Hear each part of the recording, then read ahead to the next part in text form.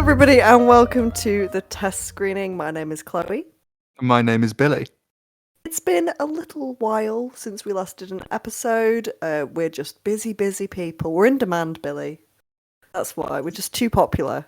Hot commodities. Hobbies. Exactly. Hot commodities. But we have a really good lineup this week, which I'm really excited to talk with you about. But to start off with our discussion, we lost an all-time great in the film community recently. So do you want to tell us a bit about that?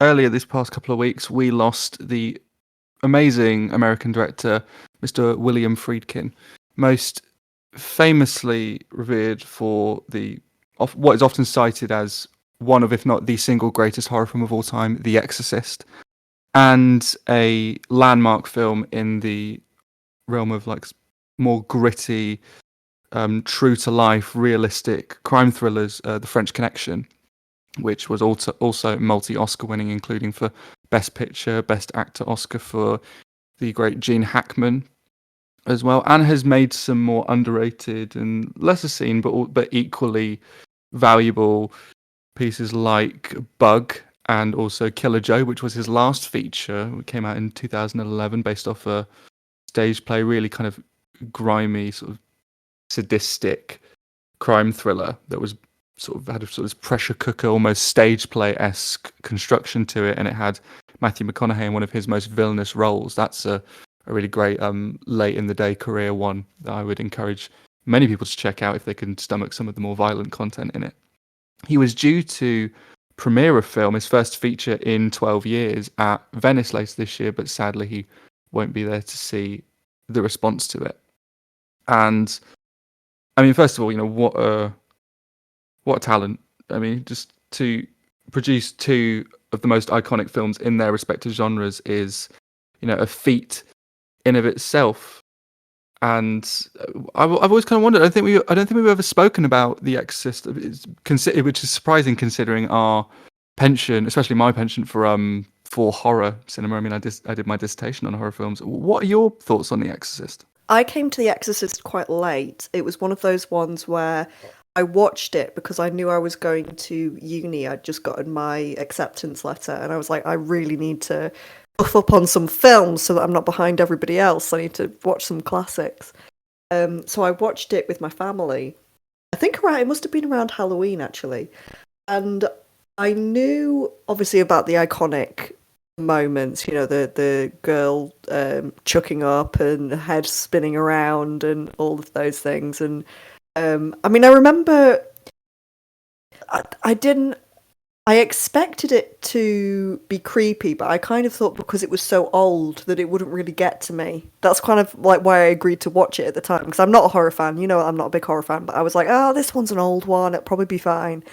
And it still creeped me the hell out. It still got it. It still shocked me. I didn't know about the crucifix scene.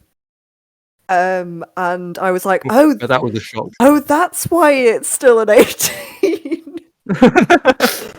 This all makes sense now. And just the general like acting and the story behind it and all of that. I remember being really sucked in by it, really fascinated with it, and really scared by it. And there's that great scene where they have like just this one frame of like a close up of the eyes of like the demon while the priest is like walking up the stairs, and I remember that just took me off guard. I was like, oh shit. I don't know if I like this film anymore. I don't trust it if it's gonna like throw things like that at me. So yeah, I must admit I've not seen any of his other work. And also, you might know something about this. So one of the most iconic images that I think of when I think of The Exorcist is the little girl walking in a crab, like walking backwards down the stairs. That's not in like a spider. That's not in the film. The one you watched you didn't see that? No, it didn't have it in. The I think it was the original Exorcist didn't have the crab walk in it. Yeah, I think now that thinking about it, I think it may have been deemed for the original release, it may have been deemed as too too disturbing, which for a film as shocking as the Exorcist Spider-Walk was deleted from the theatrical cut, then later restored years later because for Wow.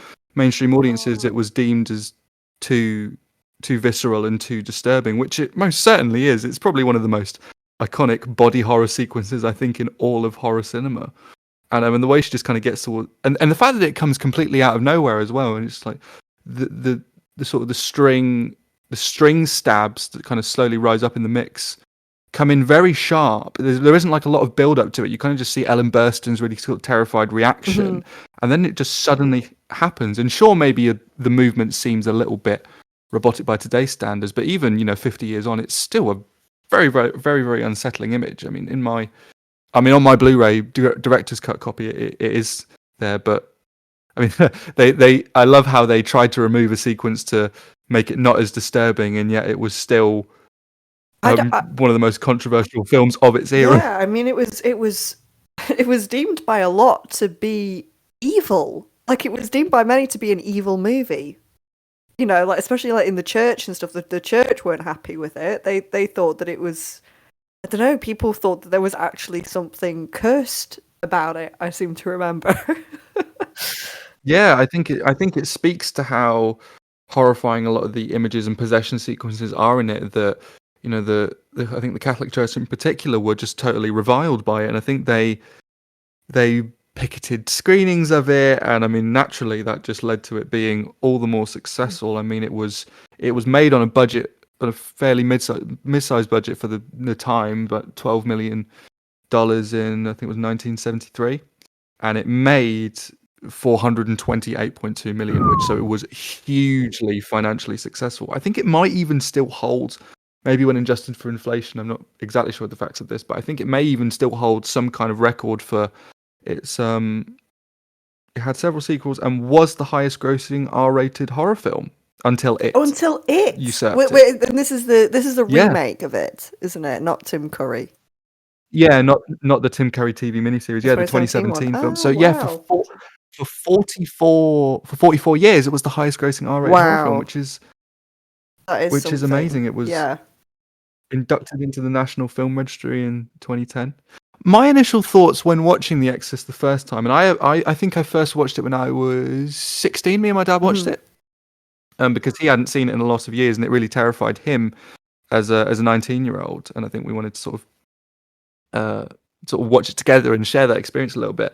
And I thought it was impressive. I don't think I was quite as taken with it in the same way that other people were, but I think I want to revisit it because I think some of my initial misgivings of it were the fact that I thought there was a lot of kind of extraneous human drama that I didn't really think fused all that well with the central kind of horror thread of You're the like, narrative. just get to the possessed child.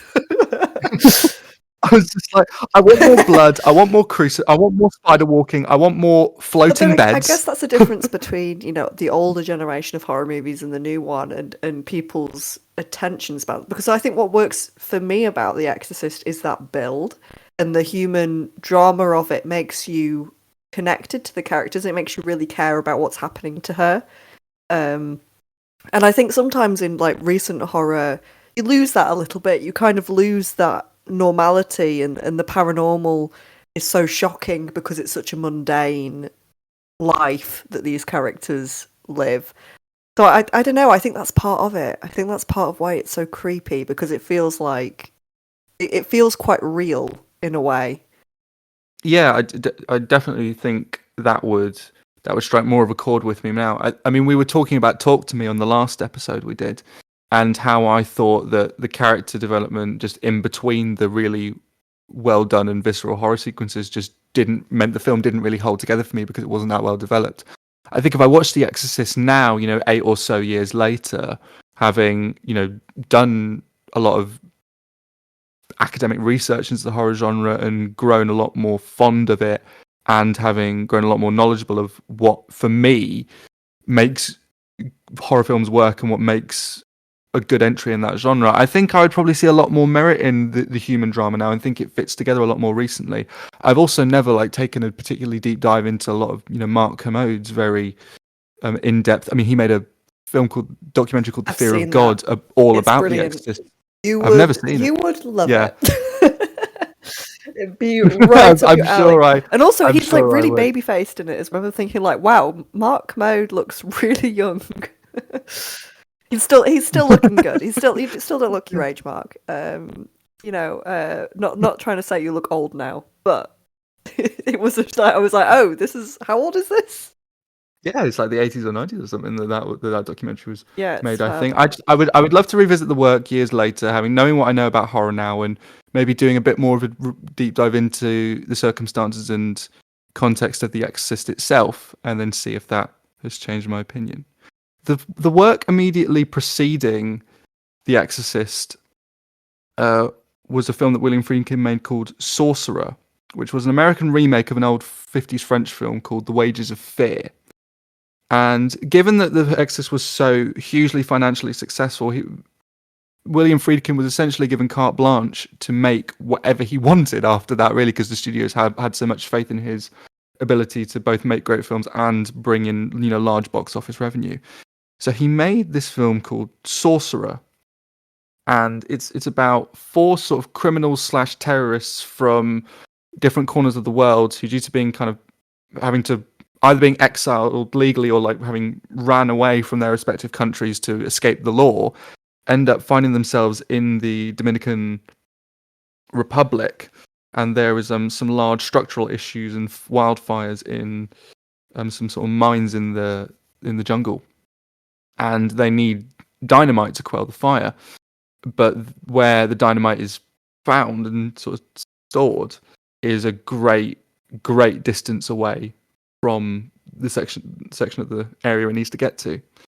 So they, in an incredibly dangerous mission, pile the dynamite that's incredibly like physically sensitive. You jog it slightly and it will explode onto a truck that the four men then have to drive through some very, very harsh terrain and conditions in order to get it there. And it has that classic William Friedkin thing of being, very morally ambiguous. Like he takes this very sort of bombastic, action movie Hollywood scenario, but then infuses it with some, very grey and questionable characters that then kind of, bring in these existential and human and philosophical issues into it. It looks amazing. I watched it earlier on in our uni days, and I was really taken with just how cinematic it is. It has such heft in the visuals, and like the noise in the picture, it feels like so searing. You can feel the heat of the jungle and all the really rough close-ups and handheld during the action sequences. It's a really invigorating and physical experience, and it is particularly magnificent for its central sequence where they have to cross a very, very deteriorated, rope bridge across a river during a massive thunderstorm. This huge weighty truck, and obviously try not to have the whole thing explode by jogging the dynamite around too much. And it's one of maybe the best and most intense action sequences I think I've ever watched on film. It's an absolute nail biter, and I'm pretty sure they did it practically. The film it had a pretty sizable $15 million budget at the time, but it went $7 million over budget due to William Friedkin's insistence for practical effects and location filming. I think in later interviews in his career, he expressed like misgivings and regret at having done that, considering how difficult the production was, shooting on location in the Dominican Republic. But even though, and the film it tanked the box office, it was a massive flop. It was released at the same weekend as Star Wars, so naturally it was kind of that's not the one you want to go up against, really, is it? You're kind of like, it must be so annoying if you put all this effort into this film, and then you're like, oh cool, we've got a Christmas release. What else is out? Star Wars. Like, oh, fuck. totally just destroys your chances. Absolutely. And oftentimes Sorcerer is held up as against films like Heaven's Gate as just being, and Martin Scorsese's New York, and Francis Ford Coppola's One from the Heart as being, part of a period of American filmmaking where similarly auteur-driven, ill-fated sort of passion projects just completely nosedived at the box office, and then just kind of led to more stringent allowances on what these big directors could make and would be given the money for. And I think it being the article I read that sort of sparked this idea was talking about Sorcerer in relation to its release alongside Star Wars, and how it sort of just signaled an end for an era in American Hollywood action filmmaking, where it kind of just signaled. I mean, the original Star Wars does have practical effects in it and large sets, but Sorcerer is so grimy and so tactile and so rigorous an action experience, and so palm-sweatingly tense, that in a way that I just don't think you get nowadays in action films and superhero franchise films, where they are so laden in green screen and CGI and everything does just feel very plastic and very artificial. This is like as practical as thrillers get, and I think if you know The Exorcist, if you know The French Connection, and you want sort of another one of his great classics that, in my opinion, and I think a lot of people's opinion, doesn't get enough attention, and I think with re-releases and Blu-ray reissues has been getting more attention in recent years, I would say go see Sorcerer. It should be held in every bit as high regard as his other classics. It's an excellent piece of work and would highly recommend. Nice. Okay, so we've got to get on to our reviews, and I'm just going to start off just by, this is probably the wildest lineup we have ever had. We've got Teenage Mutant Ninja Turtles, Mutant Mayhem, The Virgin Suicides, which are two things I never thought I'd be saying, together. The Meg 2, and then Kokomo City. So this is versatility. This is that's one thing we always bring on the test screening. We want the variety, and we were sure to bring you that for this episode. Okay, well, we're starting off with Teenage Mutant Ninja Turtles, the one that I know the most about, which I don't know what that says about me, but there you go. This is Mutant Mayhem. This is the latest animated version of Teenage Mutant Ninja Turtles. There was like an animated TV show that I can remember when I was kind of in my early teens, which I remember quite enjoying. Obviously, Teenage Mutant Ninja Turtles, I can't even say that 5 times fast, is massively, pop culture icons.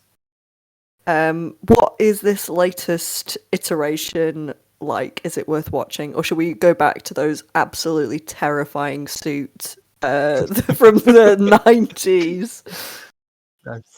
No, please God, no. We must never go back to the prosthetics and the suits.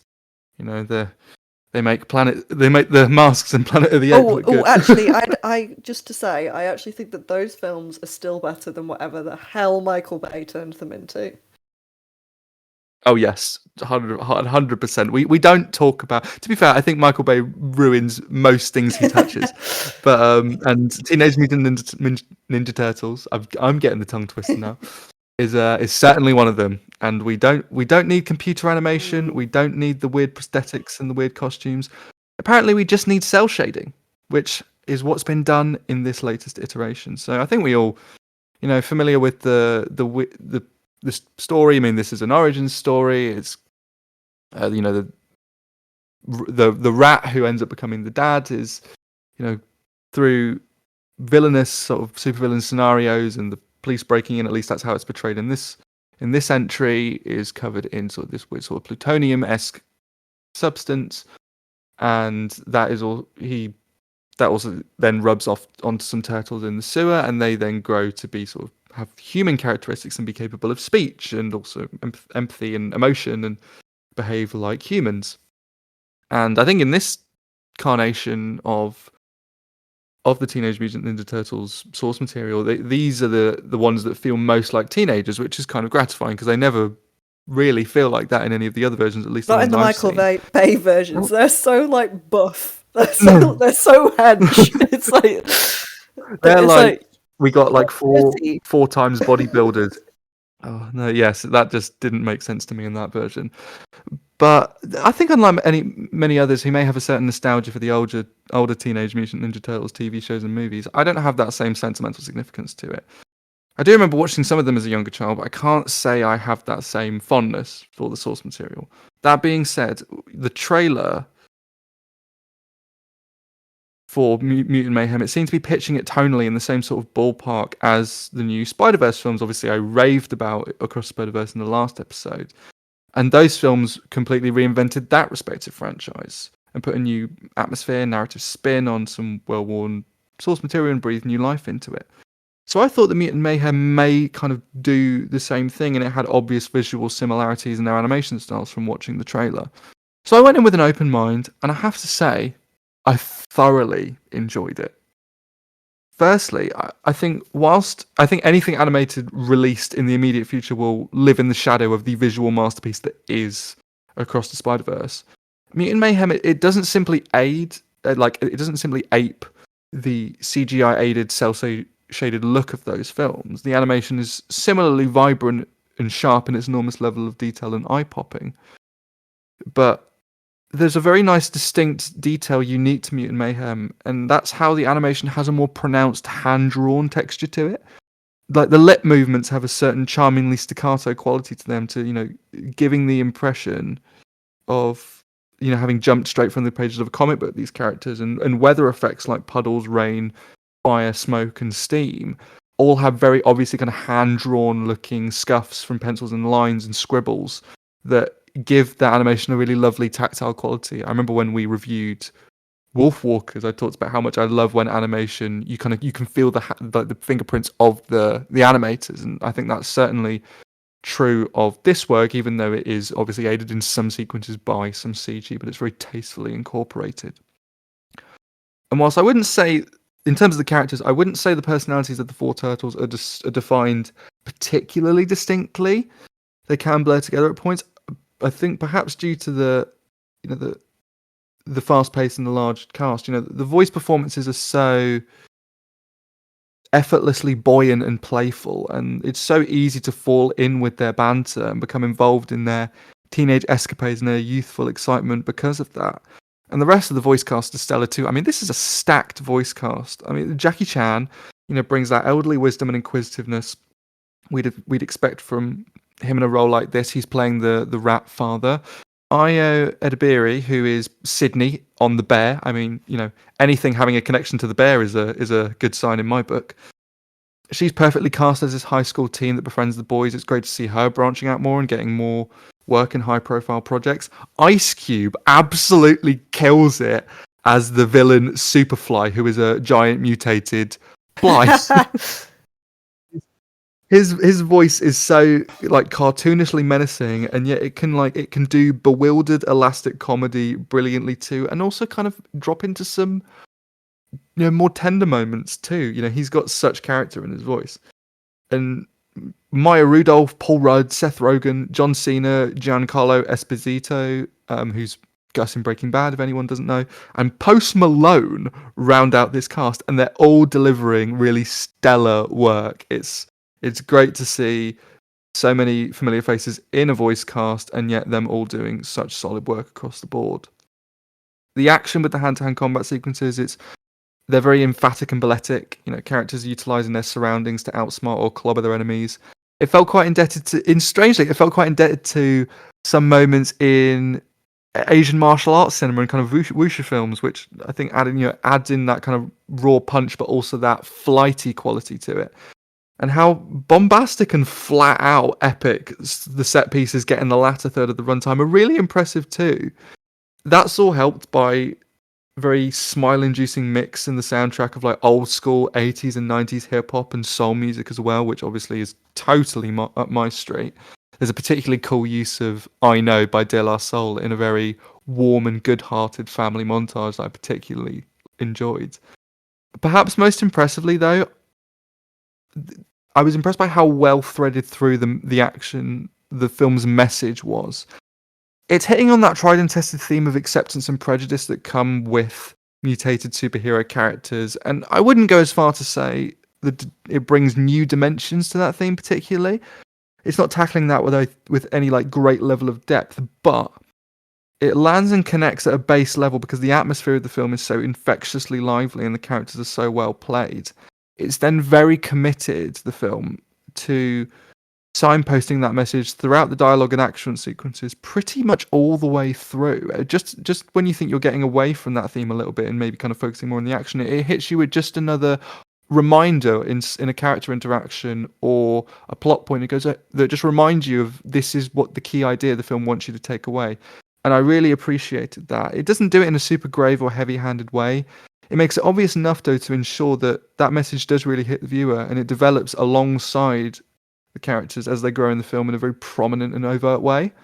And that's enhanced by some quite unpredictable villain and side character motivations that pivot in a really fluid way, and it kind of ebbs and flows in with that thematic through line of acceptance and prejudice and sort of hatred that obviously feels very relevant now.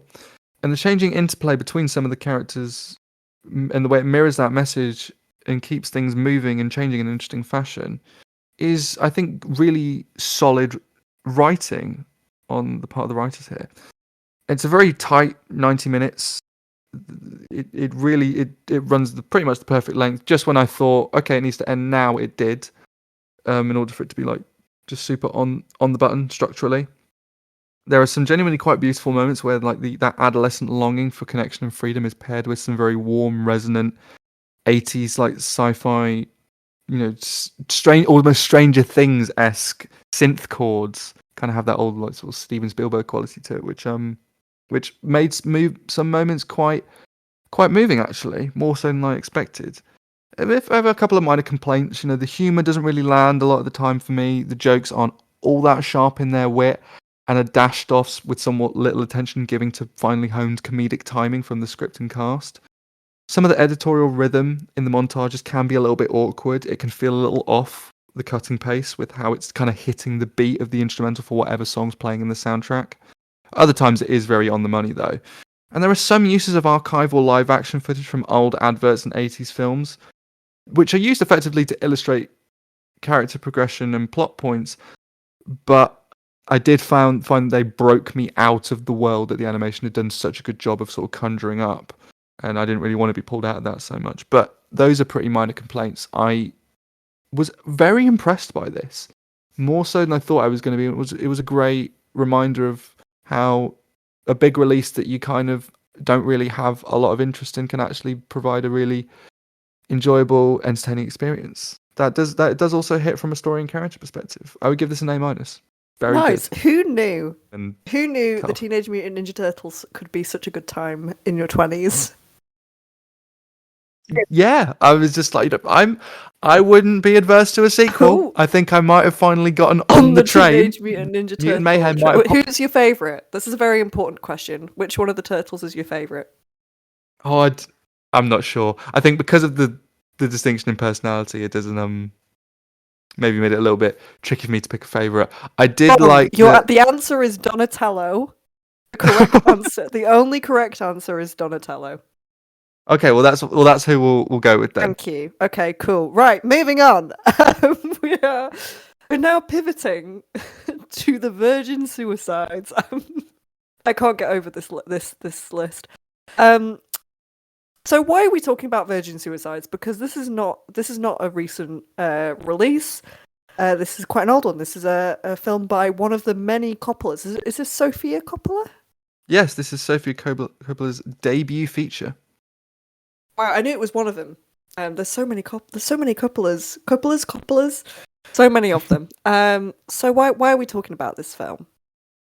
Well, we're talking about it because it's a 1999 psychological romantic drama that which is quite a interesting genre tagline. Just occurred to me as I said it there. It's had a recent 4K reissue, and it's out in cinemas currently. You may have to look for it a little bit, just because obviously it may not play in many of the large multiplexes, but it has been playing at the Watershed and some other smaller independent cinemas around me. And I'd never seen it before, so it was a real joy to experience this for the first time, and also because it is very sort of visually alluring and a very sort of powerful work, and great to see. I'd seen Somewhere, I'd seen Lost in Translation, obviously, one of the best films of the 2000s, and I was really interested to see sort of how her work and her career started off, and also just see an earlier role for Kirsten Dunst too. And it's quite amazing how fully formed her directorial style and how intelligent it was, even at such a incubative stage in her career, an early stage in her filmography. Virgin Suicides, it centers around a group of teenage girls who are part of a sort of white picket fence suburban town and come from a very sort of devoutly Christian, overly protective Catholic parents in Grosse Pointe in Michigan. It's set in the mid-70s, and we dropped down in 1975, and it's set. And at the very start of the film, one of the girls attempts to take her life, and it's sort of then the film then sort of becomes an investigative expose, partially from the perspective of a bunch of teenage boys who are kind of sort of very romantically entranced by the girls, and just an unpacking and unraveling of what exactly made her try to, make that terrible decision, and then what also transpires later in the film. I mean, given the title of the film and also what's set out in the narration at the very start, it's quite clear how this story is going to eventually go, and the film is more concerned with what exactly led to that happening within this, upper middle class suburb. And right from the opening scene, Sofia Coppola's command of color and light is really intelligently utilized in directing like the tonal shifts and differing perspectives of its teenage characters. We're compellingly led by Coppola into their conflicting views of the film events and how they perceive them. It's got an unreliable narrator kind of quality to it. Then, she'll powerfully jolt us back into harsh reality, like, flipping the tone and visual palette of a scene in the space of like a single cut. That's shown right in the beginning sequence where it's all very whimsical and very sort of rose tinted glasses, and then when you get the admission of this attempted suicide in the narration, the grades become so much harsher just in this one hard cut as we go to the girl in the hospital, and also the when she's initially found after what she does. The grade in the more nostalgic sequences it has this invitingly warm glow, and that kind of romanticizes that American suburbia and the seemingly gleaming layer of perfection that's sort of draped over the neighborhood. And during more grounded dialogue sequences and emotional sort of plateaus in the narrative, the camera's movement is steady and the lighting uniform, even easy on the eyes. The eventual tragedies and the befall the girls are thrust in front of the audience with such icy, detached, static angles. They sting with tremendous force. When injected directly into the center of these montages, displaying the blissful glee of adolescent neighborhood banter. The scene where the boys discover the young girls in their home, after the eventual suicides later on, is supremely haunting. But it's also presented with enough visual sensitivity that the film and the way it tackles the topic of suicide, it doesn't read as garish or exploitative, because it's less concerned with the actual particulars of the act and more what could the neighborhood have done, how did the parents fail, how did the school fail, how did the friends fail. And then when you think about a really, in the streaming age, very prevalent work like 13 Reasons Why, it's just this is night and day in the topic of how you portray this subject matter with empathy and with compassion. The warmth of many scenes, it convincingly displays the boys' wonder and sort of juvenile sense of attraction towards the girls. However, their draw to the girls for the most part doesn't read as like toxic and I think that's largely down to the young actors' terrifically natural and good-hearted performances. They bring out the boys' friendly charm and innocence, and their in-person interactions with the sisters feel affable and empathetic. When the boys do behave in a manner that is either invasive, with reading another's diary, or self-centered, dismissively kind of mocking the girls' peculiarities, it's reined in enough that it feels like the natural and relatable mistakes of teenage boys. It's not kind of, celebrating any form of like, toxic masculinity or anything like that. It feels very solid. It feeds very solidly into the film's general indictment of passively going about daily lives, gossiping, speculating, judging from afar, rather than practicing the correct degree of moral tangible moral support that could have made this situation go in a different direction.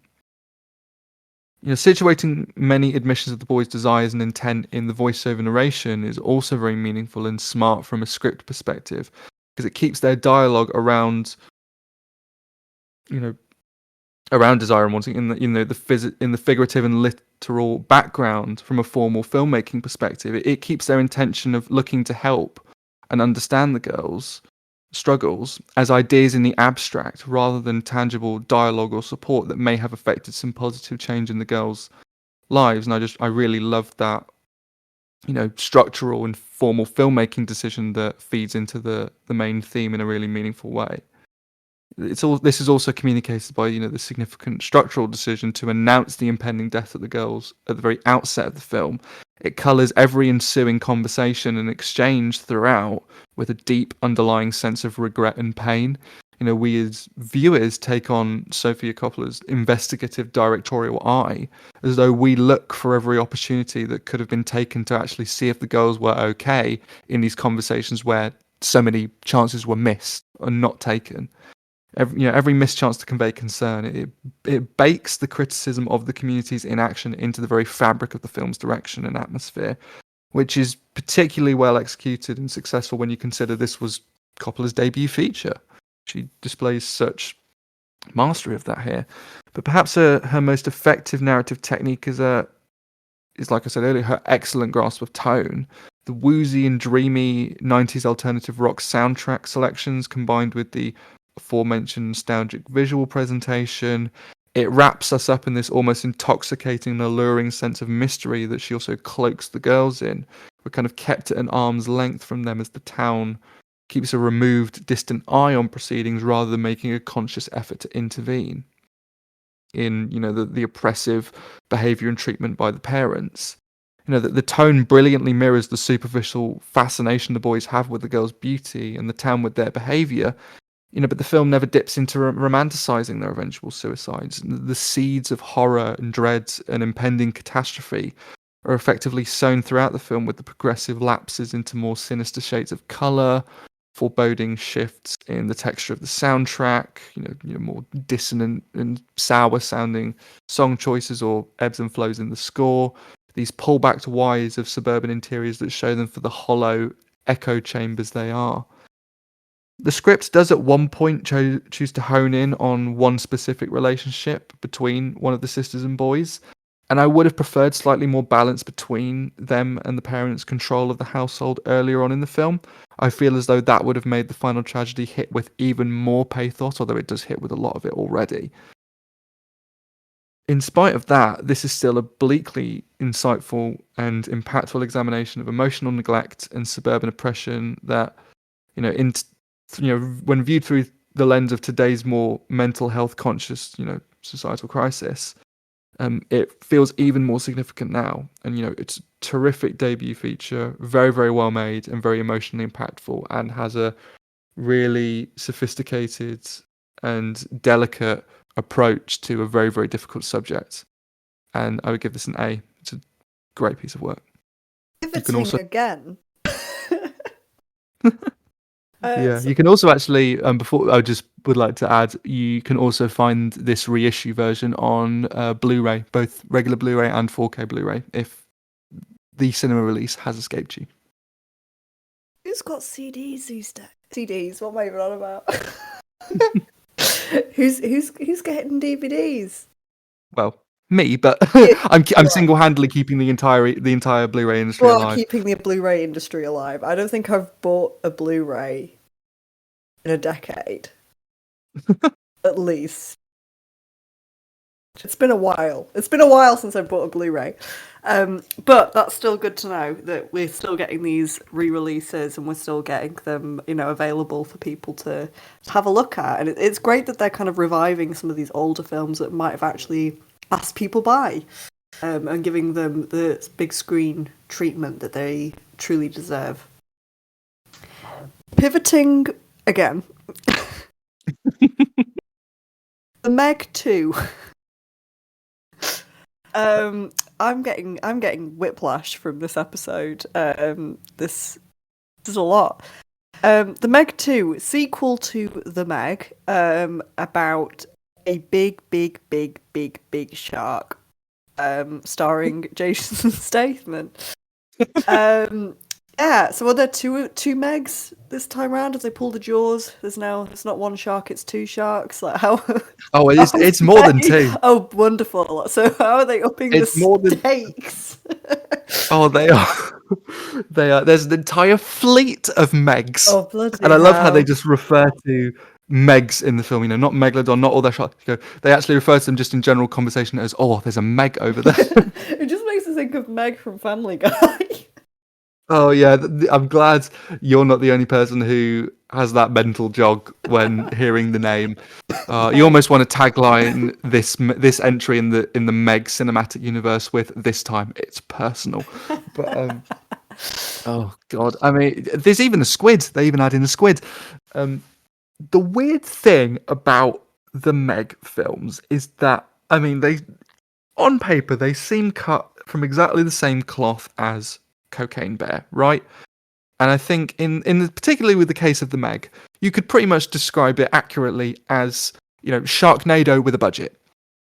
But actually, it's not as simple as that. I mean, yes, the CGI is atrociously poor in some sequences. The Megs, the sharks in the film, you know, make, you know, the fake, you know, practical shark in Jaws look like the Mona Lisa. You know, the CGI to make the sharks and blood in the Meg films is like more plastic than like Donatella Versace's face. It's quite a feat that it looks that silky and that unrealistic, even though obviously a shark that size is already requiring us to suspend a tremendous amount of disbelief. Hey, leave off Donatella Versace.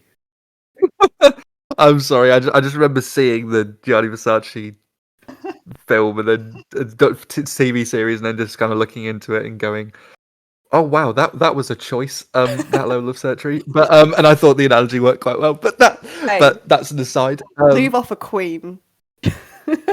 Oh, she is a queen. She is a queen. I'm Anyway, sorry. carry on about the massive Um, shark film. Yes, the massive sharks. The Meg films are really odd because I was expecting a similar experience to that of Cocaine Bear, it being so terrible, I would be able to laugh at it and have a great time, or maybe at least it being campy and self-aware enough that, and of being Sharknado with a budget, that I would be able to have a good B movie, you know, laugh riot with it. Sadly, that's not the case, and it's strange because it's actually better than you would expect it to be. There's more of an emphasis on character interaction than you would expect. There's more attention to dialogue, more attention to some quite tense actually underwater sequences, and you know, planning in terms of trying to get, you know, formulate plans to battle the sharks and also battle the shady corporation that's trying to harness the Megs for their own nefarious schemes. But because of that, and because of that, it's such an odd experience because of that dramatic stuff and the less campy stuff being more well played than you expect. You then can't really fully buy into the film as a camp fest, or just like a satire or of like B movie horror, or just like trying to be in like the tradition of like Creature of the Black Lagoon or Plan 9 from Outer Space or Sharknado and all that sort of stuff. And it's such a bizarre thing to say when a film actually being better makes it less interesting, because it's like it's inhabiting a weirdly kind of average, like a really sort of empty, vacuous plane of mediocrity that means just the actual experience of sitting down and watching it for almost 2 hours, because that's how long they run, is really soul sucking and and unenjoyable. I kind of, again, like I said with the thing with Cocaine Bear, was it was so awful, and yet it took itself too seriously. This takes itself a bit too seriously and is better made, so it does kind of just sit in this weird space of, oh, it's fine, but it's kind of just inert and really just distant in terms of you being able to form any chance of like being entertained by it. That being said, I do think this sequel is more strong than the initial Meg. Like I said, there are actually some effective jump scares that are kind of come out of nowhere and utilized. There's a quite lengthy sequence where they're underwater and with the Megs running around. They're in the dark. They're obviously, because being underwater, they can only move very slowly. They've got a limited amount of oxygen, and the suits will only withstand the pressure for so often. So, from a writing perspective, that's somewhat nifty because you've got multiple different conditions and factors. It's not in this scenario that make it dangerous and elicit kind of multiple strains of tension, and that sequence is quite exciting. But because of the 2 hour runtime and because of the gaps where we're kind of just padding this basically very thin action film out with some more plot, you're pulling the audience away from like getting just into the full throttle campness of sharks and squids and some dinosaurs in this case actually attacking each other, which by the time the film gets into in like sort of the final sort of third in full gear, I'm kind of just by that point I'm checking my watch because I'm like I've been in this very sort of low impact, low substance film for long enough now. Can we just sort of cut to the chase and maybe get out cleanly? Thank you. And yeah, like in the end, I did think this was a strong film than the first Meg. It is the plot details is marginally more interesting than that of the first. It's not as long. It actually utilizes the 3D quite well. I saw it in 3D, and they did make a lot of guts and sharks and dinosaurs fly out at you, so I appreciated that. And I think Jason Statham knows just exactly the tone of the material he's got here. Wow, Blu-rays, 3D films. Are we reviewing films in the 2010s, the early 2010s? Yeah, it was kind of like that is probably the first time I've worn 3D glasses and about it. Actually, no, that's not true. I saw Avatar, in the Avatar sequel in 3D. But aside from that, this is probably the first time I've worn 3D glasses in a decade. Yeah, 3D. So 3D that was kind of kind of died a death, I feel, except for the Meg. Maybe the Meg is keeping 3D alive. yeah. The Meg and Avatar are single-handedly keeping 3D alive. The Meg 2 also, it kind of has a slightly more narrow cast of characters, which makes it a little bit easier to buy into their struggle to overcome the nefarious corporation and the big ass sharks. But yeah, it's kind of very lukewarm, campy action fun that wasn't as painful as or groan inducing as I thought it was going to be, but I kind of wanted it to be so I could have more off the handle fun with it. I would give it a C. It's okay. The day that one of these monster movies doesn't do a sequel by just increasing the number of sharks or monsters or whatever, that's the world might end. I think. I think that might be asking for too much. Maybe. Have you? Oh, I think you will. Have you seen the poster for the Meg 2? No. One of them, it's just it's Jason Statham with a harpoon on a jet ski, coming, speeding away from a very large, open-mouthed Meg with the tagline in the middle: "New Meg, old chum." At least it's kind of self-aware. The marketing team are self-aware. At least they know what's what. Yeah. So if you want to just go with a bunch of friends and have a laugh, this will pass the time fine enough. Although I kind of just wanted it to be more campy fun than it was. On to our final review of this episode, and we've spoken a little bit about this one in previous episodes. This is Kokomo City, and I believe that you watched this one with friend of the podcast, Harriet, who did an interview for us a while back. This is part of one of her screenings at Switch Bristol. So yeah, please tell us all about it.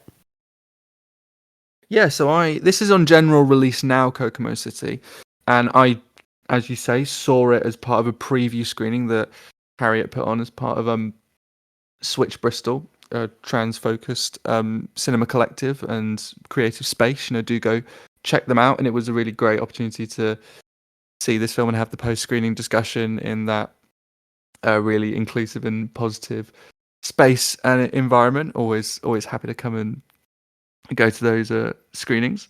It's a documentary made by Dee Smith, who was a music producer who she produced music for Outkast and some really big prominent artists. She was she won Grammy awards, and then she came out as a member of the LGBTQ plus community and was basically ostracized from the music industry in really terrible and shameful turn of events. So she kind of lost work and her standing and respect in the music industry almost overnight, really. And then in a sort of a creative bounce back and some assistance and a very nice lens and camera given to her by a friend, she then decided to focus her cinematic sights on the the community that she's so proudly a part of and was shamed for being a part of by the music industry, which I think is a very powerful statement. Kokomo City centers on a group of black trans sex workers in New York City and Atlanta, and sort of is focusing on their experiences both as trans women, as sex workers, and specifically trans sex workers, and also being black women in America as well. And so naturally that's very interesting, very specific subject matter, a world that I know very little about. So I was glad to be brought into this world and to know more about it and to be in the hands of a very, very talented creative voice. And given that the film was made with a very small team and on a shoestring budget, it naturally takes on this very homegrown and independently structured aesthetic, but not in a way that I would say is rough or disheveled. I actually think it's very stylish, the use of monochrome and the moody lighting, the very freewheeling and in the moment handheld camera work, the unusual framing choices, the at times kinetic and punchy editing. It, for me, it really elevated the material stylistically and made it stick in the mind a lot more than a movie with a far bigger budget that may have just fiction or documentary that may have just played things kind of very safe and straight. From a stylistic impact sense, the already very compelling interviews and viewpoints became all the more memorable because they were delivered to us in a very attention-grabbing fashion. And it kind of reminded me a lot of the lighting in a bottle black and white creativity sense that Spike Lee rocketed onto the scene of African American cinema with his debut feature She's Gotta Have It. And I think that the simultaneous somberness and tenacity of Dee's direction really wonderfully mirrors the duality in tone prevalent in many of the subject stories. That dichotomy of the dangerous and the elation, the dark and the uplifting, is perfectly introduced in the opening scene, where what begins as a seemingly terrifying recount of a work encounter with a male client that goes terribly wrong, it becomes something more humorously farcical later on, and the tone of which is fabulously pivoted by the really engaging manner in which the subject relays the story. I mean, a lot of the humor and the wit and also the pathos, in part down to the way Dee Smith frames them, but I think in large part must be credited to how vivacious and vibrant and unapologetically themselves and individual the subjects are. Another thing that's really terrific about the way the film documents is the way the film documents its subjects. The DIY presentation gives the interviewees stories and the issues they examine a necessary frankness and realism, because they do tell some quite harrowing stories of encounters with clients gone wrong, and also experiences of transphobia and racism in America. But the way Dee Smith shoots the subjects, visually emphasizes how strong and courageous, resilient, and free-spirited these women are. The way she shoots them from slightly below a lot of the time, films them in slow motion as they're smoking a joint and blowing very sort of powerfully, like blowing smoke almost into the lens, pushes the camera in very intimately with them. It gives them sort of visual power and also contributes to this tremendous sense of openness, which is complementary for how like uncompromising some of the stories of the trials and tribulations of sex work and being a trans black woman in America is. The space in which the stories are delivered feels very open and honest and accepting, which then just makes the themes and the way they're delivered, that much more involving. There are partial dramatizations of these encounters. They can venture into the sexually explicit, but again, as a common theme with our Virgin Suicides interview, it doesn't feel exploitative or as though the subjects are being objectified. They effectively punctuate the woman's descriptions of their sexual liberty and also the jeopardy and risks of the situations they are put in at times. The direction always lends the subject with the greatest respect, and by obscuring the subject slightly with cabinets and door frames and like kind of parts of walls almost, it almost kind of portrays to the audience that we're being privileged in being allowed into this space that we wouldn't normally be allowed into, and being given these stories with a lot of honesty. It also helps that the subjects themselves are so witty and passionate and fiery. They deliver like lengthy monologues about issues of race, gender equality, and transphobia with such verve and staunch conviction that they're so commanding in how they express their views, and seeing them so fired up about these issues, it's infectious and compels me in finding more about these issues, which is exactly what you want from a documentary on any subject, particularly one that's so socially relevant right now. They also have excellent senses of humor. There's the opening scene where they're talking about the presence of a gun in a sexual encounter is just, again, it starts off being really hair raising, but the way the subject kind of like goes on to describe how silly it became and how sort of crazy it all ended up is just really funny, and it just adds terrific doses of humor that give that film the contrast in tone and make it very entertaining and ensure things aren't relentlessly bleak. And given that she was a music producer, D. Smith's ear for a great soundtrack is sharp, and there are excellent selections of both vintage R&B tunes as well as trendier trap songs, which big 2010s musical zeitgeist right now, so it feels very at home here. Structurally, Kokomo City is pretty loose, despite being thematically very focused. Obviously, I wouldn't say that there's a particularly singular narrative thread that drives the film's progression forward, and that's fine. It's a wonderfully fragmented and kaleidoscopic tapestry-esque view of this very complex world, and it gives us some personal sights into it. Given that almost anthology-like form, it means the individuals can be the focal point and star of whichever scene they are present in. They each have their own individual moment and exist within that space.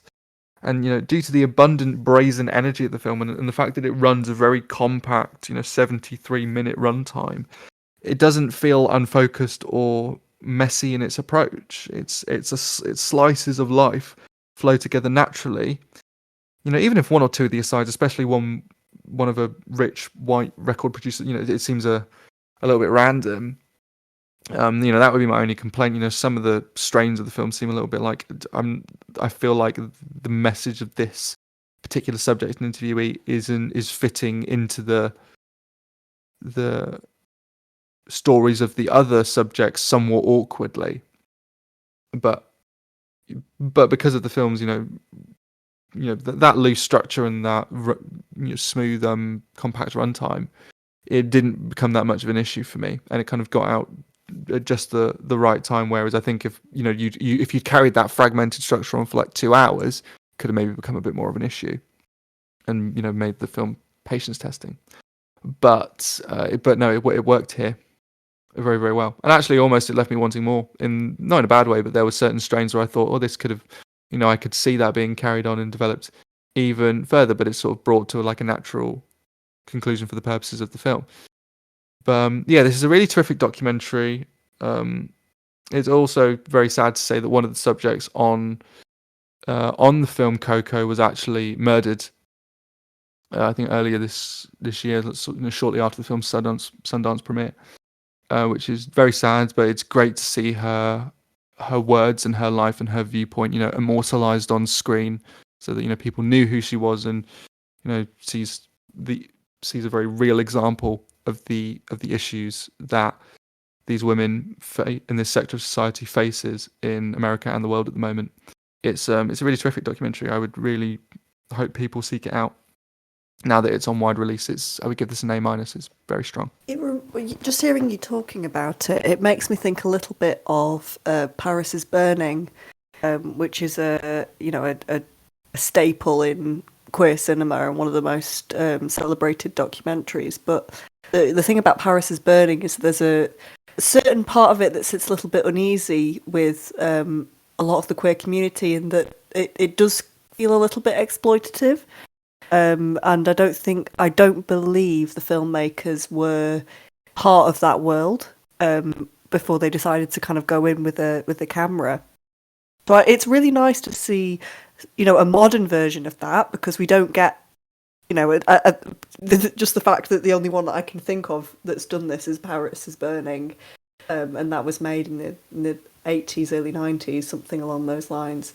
Tells you something. But also just to see it from an LGBT director and kind of showing people making films about their own community and having that insight and probably that a way in with the subjects that probably other filmmakers might not have done. So I'd be really interested to see this, because I'd actually quite like to compare it to Paris is Burning and actually see what the different filmmaking styles are like, and see if there's anything to be kind of gained from watching them together, in how they kind of portray the industry and portray how things have changed or haven't changed. So that could be an interesting exercise. Yeah, I think that would be a really interesting double bill. I mean, from a filmmaking perspective, from what I remember of Paris is Burning, which I think on its own terms is a really excellent and significant documentary. This, Paris is Burning does have a slice of life quality to the direction, but it is more strictly composed, I would say, in its camera work. This feels a lot more raw and in the moment and sort of independently spirited. Kokomo City, that is. But yeah, because of the similar themes and the different sort of directorial approaches, it would be really interesting comparison piece. I'd really like to know your thoughts on that. And maybe we should do that and come back to it later. But you're right, Kokomo City does feel like it's made by people who are absolutely part of this world, and brings an extra sense of sort of, it brings a more informed lens, an empathetic lens to it, which I think is vital for subjects such as this. And that is everything for this week. So I'm excited for next week because I already know at least one of the films we're going to be talking, or should I say ranting, about. But what else have we got to talk about next week? So another two films we will definitely be talking about next week is the new Disney live-action version of the Haunted Mansion, which I think looks to be quite amusing. So we shall see how that fares, and hopefully it won't be super cringeworthy or anything like that. And we also have the new, I believe the new Gran Turismo films out, which I didn't even think had enough sort of narrative weight to, I didn't think there was a film there. I didn't think there was really much in the way of, solid subject matter. But that is also on the cards, as is Red, White, and Royal Blue. I just slight spoiler alert. I thought this was garbage. I thought it was hot garbage, and we need to talk about it because I have opinions. And Billy's not seen it yet, but I need to know his opinions because I feel like a full throttle rant probably come out of it. So yes, tune in next week. Yes, to hear us get very opinionated about Red, White, and Royal Blue. Oh, yes, the daggers are coming out. I am fully ready to tear this film to absolute shreds if it Mhm. is warranted. I'm very much looking forward to our tag team takedown of the film. And on that note, thank you for listening, and we will be back next week. Bye! Bye.